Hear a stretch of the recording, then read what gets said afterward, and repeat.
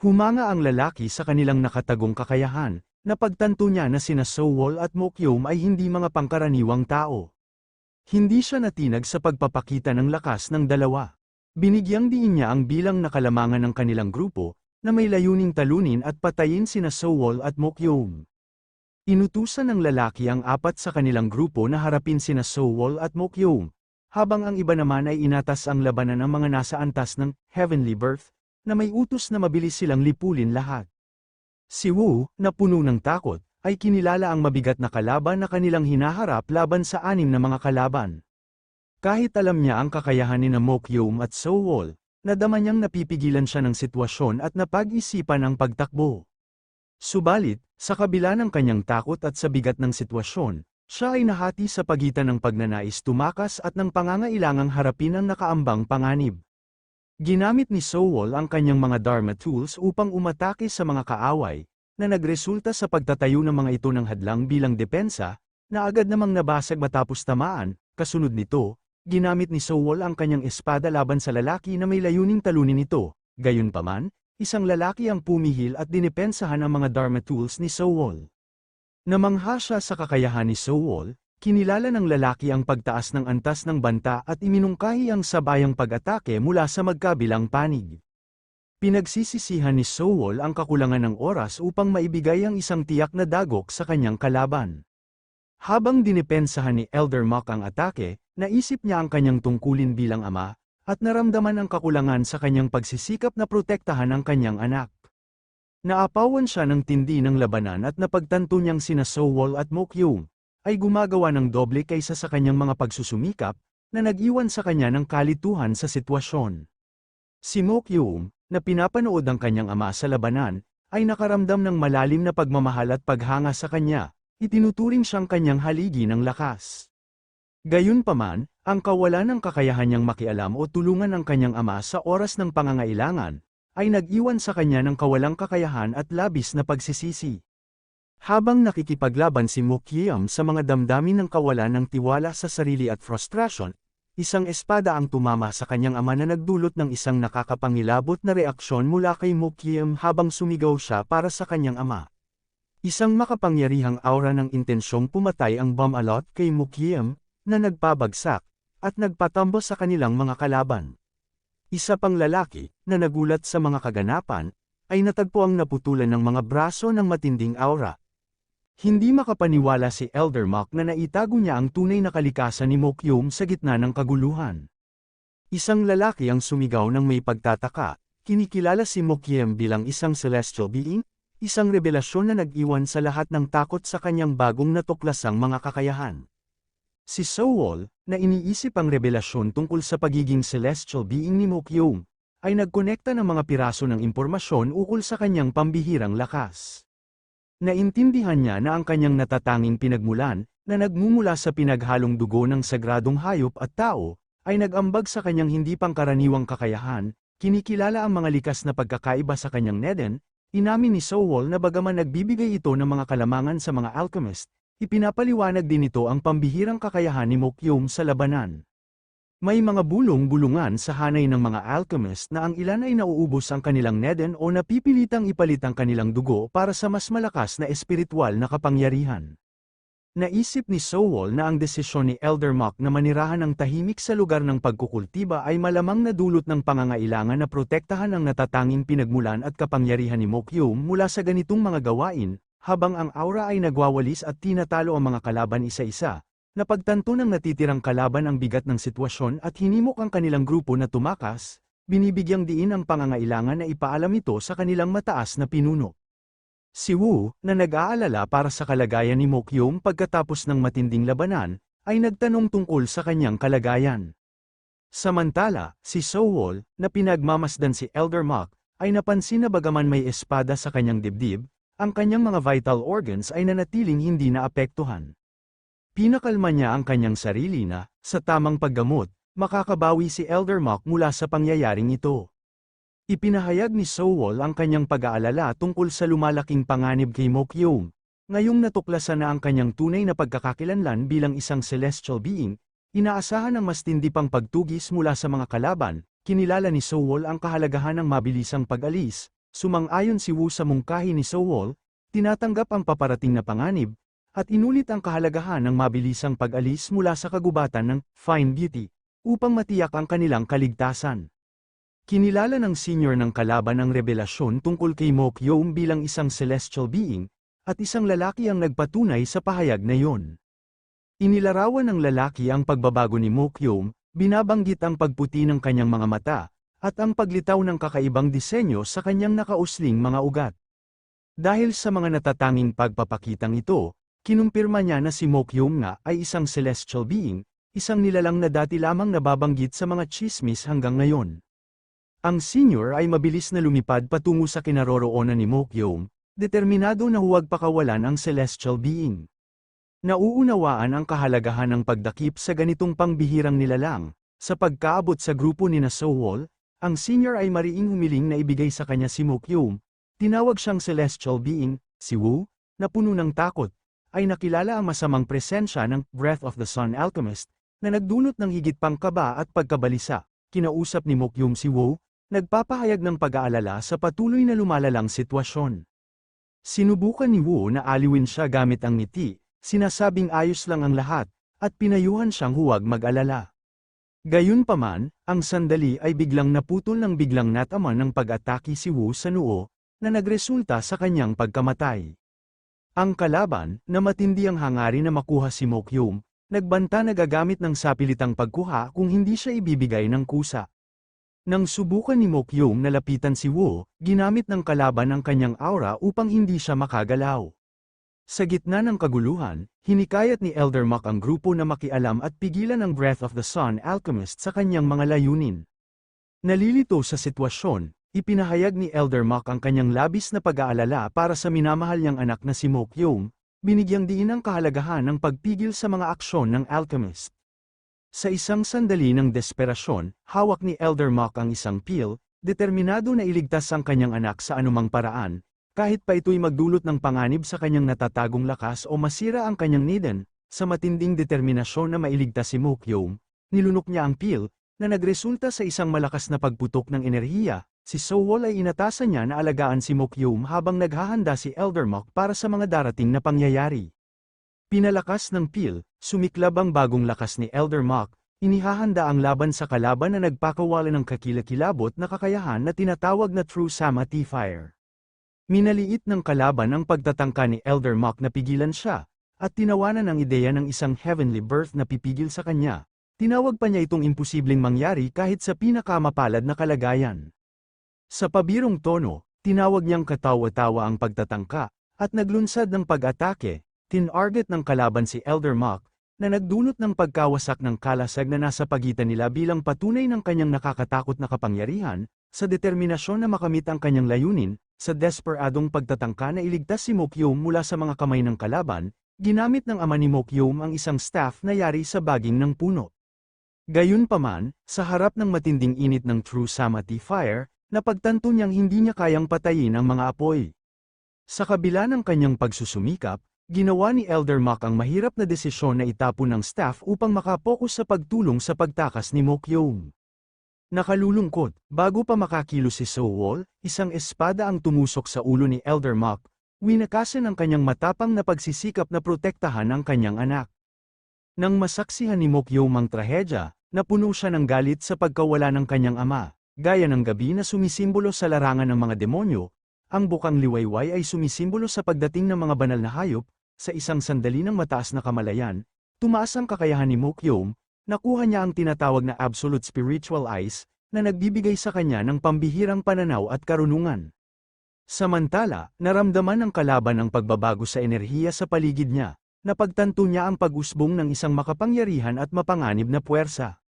Sa isipan ng kalaban, inihambing niya ang kasalukuyang sitwasyon kay Kang Wizo, na umaasa sa mas mataas na antas ng pagganap. Naramdaman ni Mokyom ang kanyang panghihina nang lumapit si Sowol at tinanong ang kanyang kalagayan. Napansin ni Sowol na may ginawa si Mokyom laban sa kalaban, at pinilit siyang mabilis na umalis mula sa lugar upang masiguro ang kanilang kaligtasan at maiwasan ang karagdagang komplikasyon. 3 araw matapos ang insidente, sa Ju Mansion sa Distrito Lee, naisip ni Sowol ang kanyang desisyon na bumisita, napagtanto niyang walang tao roon sa loob ng 2 taon. Nakaramdam siya ng kaluwagan sa katahimikan ng mansiyon at inuna niyang suriin ang kalagayan ni Mokyum. Gayunpaman, ang kanyang kaluwagan ay pansamantalang naputol nang matuklasan niyang ang espiritual na kapangyarihan ni Mokyum ay hindi mapakali at sumasabog, nagpapahiwatig ng isang posibleng hamon na nangangailangan ng agarang pansin at solusyon. Inuna ni Sowol ang mga hakbang na kailangan niyang gawin upang matugunan ang hindi mapakilang espiritual na kapangyarihan ni Mokyum. Ang una niyang hakbang ay gumawa ng isang potion na magbibigay ng kapanatagan at katatagan sa kanyang enerhiya. Pagkatapos nito, balak niyang gumawa ng isang danpil upang makatulong sa paggaling at pagbabalik ng lakas ni Mokyum. Sa maingat na pagpaplano ng mga hakbang na ito, layunin ni Sowol na matulungan si Mokyum na muling makontrol ang kanyang mga kakayahan at masigurado ang kanyang kalusugan. Habang abala si Sowol sa kanyang ginagawa, lumayo si Jangbo, na nag-iisip na sana'y batiin si Sowol pagkatapos ng matagal na pagkawala, ngunit napagtanto niyang abala si Sowol. Nang mapansin ni Sowol ang presensya ni Jangbo, tinawag siya, masayang lumapit si Jangbo, at ipinahayag ni Jangbo ang kanyang pagkagulat sa mahabang pagkawala ni Sowol, at tinanong ni Sowol ang tungkol sa mga nangyari sa pamilya Ju habang wala siya. Ibinahagi ni Jangbo ang balita kay Sowol, ipinahayag na ang unang batang master ay matagumpay na nakapasa sa civil state exam at nakuha ang prestihiyosong titulong Palace Graduate. Ang tagumpay na ito ay ipinagdiwang sa isang enranding selusalo na umalingaw-ngaw sa buong Distrito Li. Ipinahayag ni Jangbo ang kanyang panghihinayang na na-miss ni Sowol ang okasyon. Bukod sa mga balitang ito, ibinunyag ni Jangbo na hindi maganda ang kalusugan ni Garyong, na nagdulot kay Sowol ng pag-aalala tungkol sa kanyang kalagayan. Ipinahayag ni Jangbo na si Garyong ay nakatanggap ng alok ng kasal mula sa isang kilalang tao. Ngunit sa kabila ng kanyang tamang edad para magpakasal, ipinahayag ni Garyong ang kanyang kawalan ng interes na magpakasal sa kasalukuyan. Naramdaman ni Jangbo ang pagiging hindi angkop ng panahon para sa ganitong bagay, at ginawa niyang prioridad na ipaalam kay Garyong ang pagbabalik ni Sowol.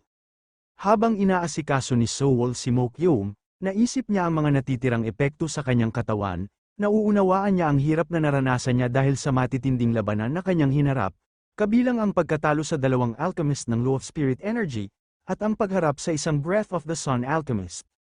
Ang mga hamong ito ay nag-iwan ng bakas kay Mokyum, na nagpahayag ng mga natitirang epekto na kailangang matugunan upang masiguro ang kanyang paggaling at kalusugan. Nang dumating si Garyong, binati siya ni Sowol, at tinanong ang kanyang kalagayan, ipinahayag ni Garyong ang isang malabong sagot, sinasabing nararamdaman niyang siya ay parehong mabuti at hindi mabuti. Sa kabila ng pag-angat ng estado ng pamilya dahil sa mga kamakailang pangyayari, naramdaman niya ang isang pakiramdam ng pagkatigil, na para bang walang nagbago mula sa dati. Tinanong ni Sowol ang pagtanggi ni Garyong sa lahat ng mga alok ng kasal, at ang dahilan sa kanyang desisyon. Masaya namang tinanggihan ni Garyong ang tanong ni Sowol, na parang may kapilyahan, na nagsasaad na bilang isang dalaga, hindi siya maaaring magbigay ng sagot sa ganoong katanungan. Ipinahiwatig ng kanyang tugon ang kagustuhang panatilihin ang kanyang pribadong buhay, humiling si Sowol na manatili ng ilang sandali, at sinagot ni Garyong na iyon ang dahilan kung bakit bakante ang lugar hanggang ngayon. Sinabi ni Sowol na siya ay kasalukuyang tinutugis ng mga alchemist, at isiniwalat na ang kanyang sugatang nakatatandang kapatid na si Mokyum ay kasama rin niya. Sa pag-aalala, tinanong ni Garyong ang kalagayan ni Mokyum, at nagpahayag ng kahandaan na tumulong. Binigyang diin ni Sowol na ang mga alchemist ay naghahanap sa buong Yangzhou para sa kanila. Tiniyak ni Garyong kay Sowol na hindi karaniwang nagsasaliksik ang mga alchemist sa mga mansyon ng mga mortal na magbibigay ng pansamantalang kanlungan sa kanila. Gayunpaman, ang kanyang agarang pag-aalala ay nakatuon sa kalagayan ni Mokyum, na nagpapakita ng habag at konsiderasyon para sa kanilang kaligtasan. Isiniwalat ni Sowol ang mga kamakailang pagkawala sa sarili ni Mokyum, binigyang diin ng malalim na emosyonal na epekto ng pagkawala ng kanyang ama at ng isang taong lubos na nagmamahal sa kanya. Ibinahagi niya na habang pisikal na sugatan si Mokyum, ang kanyang mga sugat sa damdamin ay kasing lalim din, na ipinapakita ang saklaw ng kanyang pagdurusa. Pinuri ni Garyong si Mokyum, kinilala ang kanyang panloob na kagandahan at katatagan, at nag-alok ng suporta at pag-unawa. Pinagtibay ni Garyong na kung si Mokyum ay nakatatandang kapatid ni Sowol, malugod siyang tatanggapin na manatili hanggat kinakailangan. Nagpasalamat si Sowol sa kabaitan ni Garyong, nagpapahayag ng pasasalamat sa kanyang kagandahang loob. Nahihirapan si Sewol sa pagkaunawang hindi siya maaaring magtagal sa tirahan ni Garyong ng matagal, dahil sa patuloy na paghabol ng Dauntless Sect, at ang potensyal na panganib na madamay ang pamilyang Ju. Napagtanto niyang kailangang agad na tugunan ang mga pangangailangan ni Mokyung, at umalis sa sandaling makabawi na ito ng lakas. Naiintindihan ang agarang kalagayan, nakatuon si Sewol sa pagpapabilis ng paggaling ni Mokyung upang matiyak ang kanyang kaligtasan bago sila umalis upang maiwasan ang anumang karagdagang komplikasyon para kina Mokyung at sa pamilyang Ju. Pagkalipas ng ilang araw, nagkamalay na si Mokyung, na nagdulot kay Sewol ng kalituhan kung ano ang pag-uusapan sa sandaling iyon. Masiglang binati ni Garyong si Mokyung, binanggit ang kanyang paggising pagkatapos ng 3 araw, at sinabi ang kaaya-ayang panahon sa labas. Ibinahagi ni Garyong ang isang magaan na kwento tungkol sa isang anak ng katulong na aksidenteng nabasag ang isang banga sa gitna ng magandang panahon, na nag-aalok ng isang casual na paksa ng pag-uusap sa payapang kapaligiran. Ikinwento ni Garyong kay Mokyung ang tungkol sa kanyang nakababatang kapatid, na binanggit ang mga hamon ng pagkontrol sa kanyang pag-uugali. Ipinahayag niya ang kanyang pagkadismaya sa mga kamakailang plano ng kapatid na magtayo ng negosyo kasama ang kanyang mga di-masonerang mga kaibigan, at inisip kung kailan siya magiging mas mature at makikilala tulad ng kanyang kuya. Sa mas magaan na tono, tinanong ni Garyong kung gusto ba ni Mokyung ang mga merienda, at binanggit ang pagdating ng mga lokal na merienda mula sa ibang bansa noong nakaraang araw. Sa pagtatapos ng kanyang pagbisita, iminungkahi ni Garyong na magpahinga muna para sa araw na iyon at nangako na babalik siya sa susunod na araw. Sa mga sumunod na araw, araw-araw na binibisita ni Garyong si Mokyung, nakikipag-usap ng mahabang monologo tungkol sa kanyang pang-araw-araw na buhay, na pinupuno ang silid ng tila walang kabuluhang usapan. Ang rutinang ito ay nagpatuloy ng 8 araw hanggang sa isang breakthrough ang nangyari noong ika-8 araw, nang tumanggaw si Mokyung bilang tugon sa isa sa mga kwento ni Garyong. Kasunod ng breakthrough na ito, naging kapansin-pansin ang paggaling ni Mokyung habang unti-unti siyang nagsimulang makipag-usap at makisali ng mas aktibo.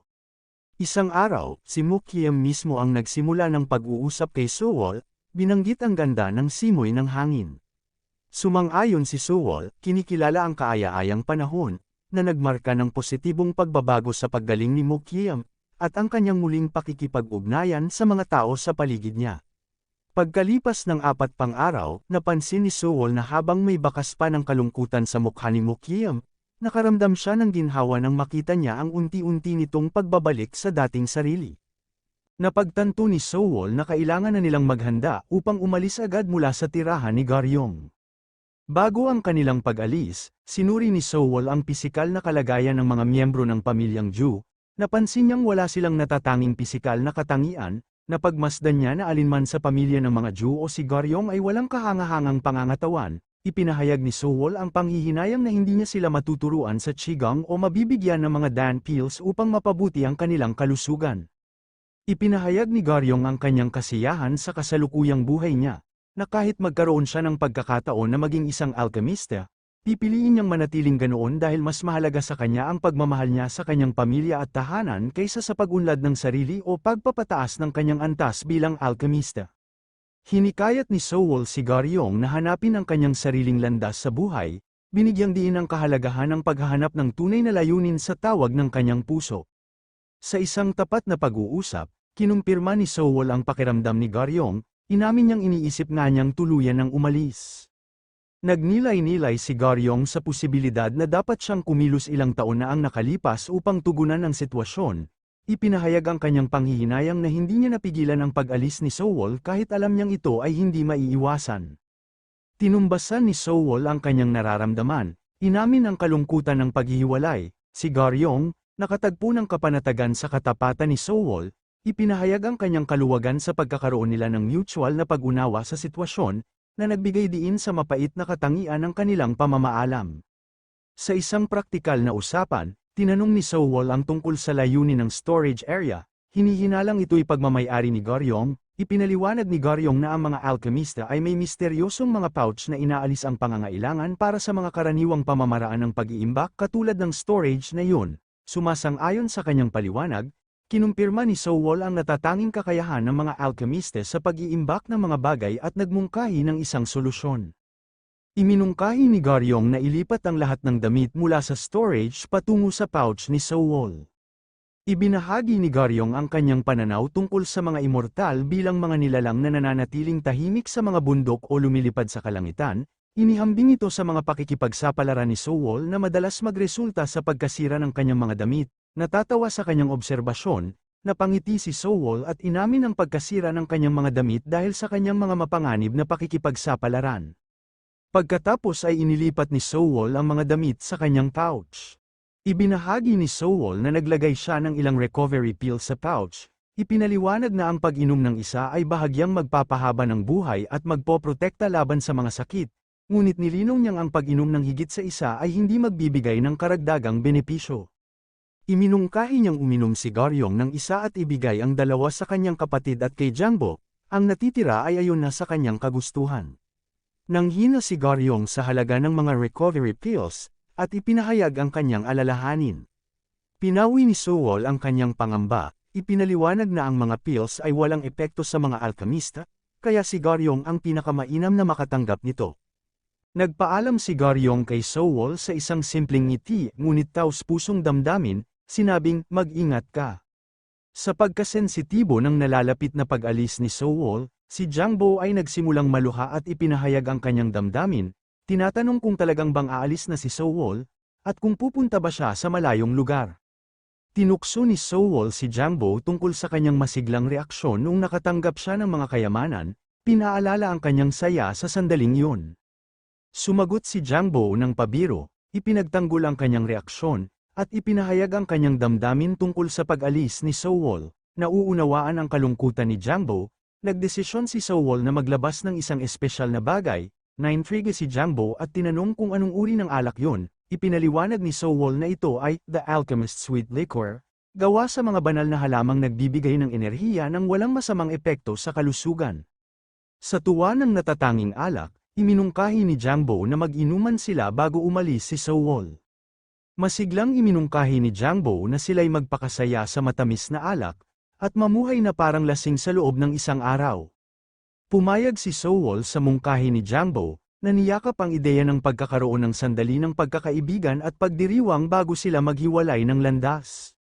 Habang hinihikayat ni Mokyom si Sowol na umalis na, sumang-ayon si Sowol at sinabi na dapat na silang umalis kaagad. Tinatanong ni Mokyom kung may natitira pa bang mga bagay na kailangang asikasuhin si Sowol, sumagot si Sowol ng negatibo. Sa kanyang pagninilay, iniisip ni Sowol ang pagtatapos ng kanyang ugnayan sa District Lee.